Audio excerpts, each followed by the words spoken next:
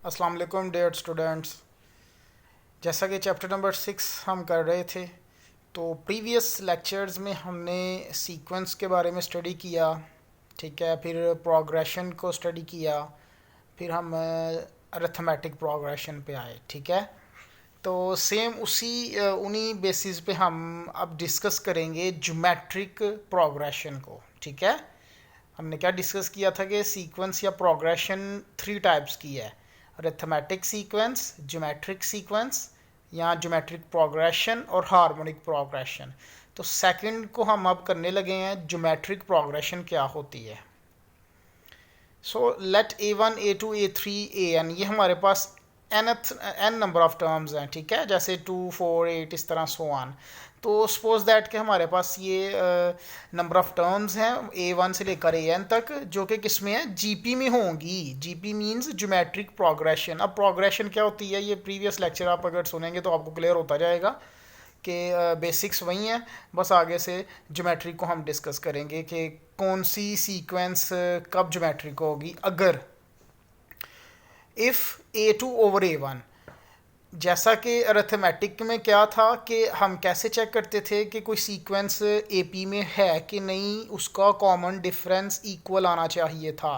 Means that A2 minus A1 करें तो equal आना चाहिए A3 माइनस A2 के इक्वल आना चाहिए A4 माइनस A3। इस तरह से हमने किया था। लेकिन इसमें क्या है, इसमें हम डिवाइड करते हैं कि next term over previous term, यानी हर टू कंजक्टिव टर्म्स का जो रेशो है वो सेम होगी, तो वो सीक्वेंस ज्योमेट्रिक प्रोग्रेशन होगी। जैसे कि A2 ओवर A1 इक्वल होगा A3 ओवर A2 के, A4 ओवर A3 के, so on AN over AN minus 1।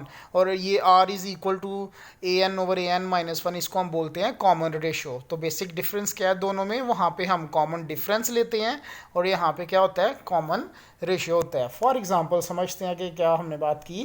For example हमारे पास एक सीक्वेंस है 2 4 8 16। अब ये सीक्वेंस क्यों है, हमने कहा था जिसमें रूल डिफाइन हो उसको हम सीक्वेंस कहते हैं। तो देखिए ना, 2 से मल्टीप्लाई करने से हमारी सीक्वेंस आ रही है कि फर्स्ट 2 था तो 2 2 ज़ा 4, 4 2 ज़ा 8, 8 2 ज़ा 16। इसका मतलब है नेक्स्ट क्या होगी, 32। तो ये एक सीक्वेंस है क्योंकि डेफिनेट रूल इसमें डिफाइंड है। एनीवेज, हम इसमें कॉमन रेशो कैसे निकालेंगे, इसमें फर्स्ट वाली A1 है, सेकंड वाली A2, जैसे कि आपको पता है। तो A2 ओवर A1 का मतलब है 4 ओवर 2, A3 ओवर A2 का मतलब है 8 ओवर 4, 16 ओवर 8। आप देखेंगे कि कॉमन रेशो हर एक के लिए क्या आ रही है, 2 ही आ रही है। तो इसलिए हम इस सीक्वेंस को क्या कहेंगे, ज्योमेट्रिक प्रोग्रेशन कहेंगे। क्लियर हो गया कि ऊपर जो बात की हमने एग्जांपल से समझ भी ली कि क्या आर मतलब हम क्या बात कर रहे हैं। क्लियर। नेक्स्ट nth टर्म के लिए हम फार्मूला एक बनाते हैं, जिस तरह हमने अरिथमेटिक मीन का किया था कि हम उसमें क्या करते हैं, AN is equal to A1 plus n minus 1 into d. Means कि उसमें फर्स्ट टर्म में हम क्या ऐड करते थे, n माइनस 1 डी ऐड करते थे, तो हमारे पास सीक्वेंस जनरेट होना शुरू हो जाती थी। ज्योमेट्रिक प्रोग्रेशन का फॉर्मूला क्या है, A1 इसमें हम r raise to power n minus 1 को मल्टीप्लाई करते हैं, राइट।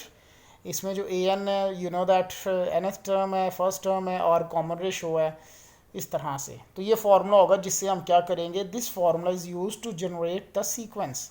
कि अगर हमें A1 का और कॉमन रेशो का पता हो, then we can find the sequence. Okay, इसी तरह जैसे हमने AP में स्टडी किया था कि अगर ऑड नंबर ऑफ टर्म हमने फाइंड करनी है तो लेट करने का हमने सीखा था। उसी तरह इसका कि अगर आपने odd number of terms find करनी है, क्वेश्चन में मेंशन होगा, तो उसमें आपने कौन सी लेट करनी है टर्म्स। ये फर्स्ट वाली हमने किया है, सेंटर में A रखना है, फिर लेफ्ट साइड पे क्या आएगा, AR, यानी A को 8 से मल्टीप्लाई करते जाना है, और राइट साइड पे A को 8 से मल्टीप्लाई करना है और लेफ्ट साइड R को क्या करना है, डिवाइड। तो जिस तरह नीचे देखें 5 टर्म्स का क्या है, फर्दर हम आगे चलेंगे तो पावर को R की ना इंक्रीज़ करते जाएंगे। बनाने का तरीका ये है कि राइट साइड पे A को 8 से मल्टीप्लाई करना है असेंडिंग पावर्स में, 1 2 अगली 3। इसी तरह लेफ्ट पे आपने डिवीजन में R रखना है और उसकी पावर्स को मल्टीप्लाई करना है। ठीक है, तो इस तरह आप लेट कर लिया करोगे। इवन नंबर ऑफ टर्म्स में भी सेम यही केस है कि A हम सेंटर में जो लिखते थे वो नहीं लिखेंगे और पावर्स आपकी क्या होंगी, ऑड होंगी, इवन नहीं होंगी। इवन में आपने याद रखना है कि आपने पावर्स के लेनी है, ऑड लेनी है। ठीक है, कि ए आर के बाद ए आर स्क्वेयर नहीं, ए आर क्यूब। अगर फर्दर आगे चलते हैं तो ए आर 5 इस तरह से। अब नेक्स्ट है कि अगर हमें 3 टर्म्स गिवन है ए बी सी, वो जीपी में है, कब होंगी? अगर कॉमन रेशियो सेम हो, ये हम बात कर चुके हैं। बट इसको हम ये भी तो कह सकते हैं कि जो सेंटर वाली टर्म होगी उसका स्क्वायर इक्वल होना चाहिए फर्स्ट और थर्ड के प्रोडक्ट के, एमसीक्यूज़ के लिए। ठीक है, B square is equal to A C का क्या मतलब है कि कब कोई जो सीक्वेंस है वो जीपी में होगी, अगर सेंटर वाली का जो स्क्वायर है वो फर्स्ट और थर्ड के प्रोडक्ट के इक्वल हो। अब नेक्स्ट ये सम ऑफ ज्योमेट्रिक प्रोग्रेशन की बात करेंगे। वहाँ भी हमने ए एम में पढ़ा था एस एन का फॉर्मूला, यहाँ भी देखते हैं। S N means that sum of n number of terms. ठीक है, तो अगर फाइनाइट टर्म होंगी, फाइनाइट का क्या मतलब है? 2 4 8 16 32, तो फाइनाइट है ना, 5 टर्म्स हैं। तो उसके लिए हम क्या यूज़ करेंगे फॉर्मूला? फर्स्ट वाला S N is equal to a one 1 minus r n over 1 minus r. यहाँ पे ए वन वही फर्स्ट टर्म वगैरह है। ठीक है, और ये फर्स्ट वाला कब यूज़ करेंगे? जब आर जो सी कॉमन रेशियो, उसका आंसर क्या आएगा? लेस देन 1 आएगा। ठीक है, हम कॉमन रेशियो निकालेंगे, हमें क्वेश्चन गिवन होगा, हमने सम फाइंड करना है, हम पहले कॉमन रेशियो निकालेंगे। अगर वो 1 से कम है तो हम फर्स्ट वाला फार्मूला यूज़ करेंगे, और अगर हमारी कॉमन रेशियो का आंसर ग्रेटर देन 1 है तो हम एस एन के लिए सेकेंड फार्मूला यूज़ करेंगे। क्लियर? इसी तरह अगर इनफाइनाइट टर्म्स हैं, ठीक है, इनफाइनाइट का मतलब अगर वो दे देता है 2 4 8 16 सो ऑन, देन हम फिर आर निकालेंगे पहले ए टू ओवर ए वन करके। अगर वो आंसर हमारा कॉमन रेशियो का 1 से कम आएगा तो हम फिर एस इन्फिनिटी यानी इनफाइनाइट टर्म वाला फार्मूला यूज़ करेंगे। सिंपल। देन जिस तरह हमने ए एम की कुछ प्रॉपर्टीज़ को स्टडी किया था, जी पी की भी कुछ प्रॉपर्टीज़ हैं कि अगर लेट करते हैं कि A one A two A three so on A N G P में है, तो अगर हम किसी कांस्टेंट से उस जीपी वाली ज्योमेट्रिक प्रोग्रेशन को मल्टीप्लाई करेंगे किसी कांस्टेंट से, तो आंसर भी क्या आएगा? जीपी आएगा। इसी तरह अगर हम किसी कांस्टेंट से डिवाइड करते हैं तो फिर भी वो जीपी में रहेगा। अगर हम उस जीपी का रेसिप्रोकल ले लेते हैं 1 over a one 1 over a two, ठीक है, जो ऊपर लेट किया है, तो वो भी जीपी में होगा। एक्सपोनेंशियल भी अगर आ जाता है कि अगर हमारे पास पावर्स में कोई कांस्टेंट आ जाता है तो वो भी किस में होगा? जीपी में होगा। तो this is all about the geometric progression. आप इसको इजीली कर लेंगे तो क्वेश्चंस आपके लिए बिल्कुल आसान हो जाएंगे। जज़ाकल्लाह, अस्सलाम वालेकुम।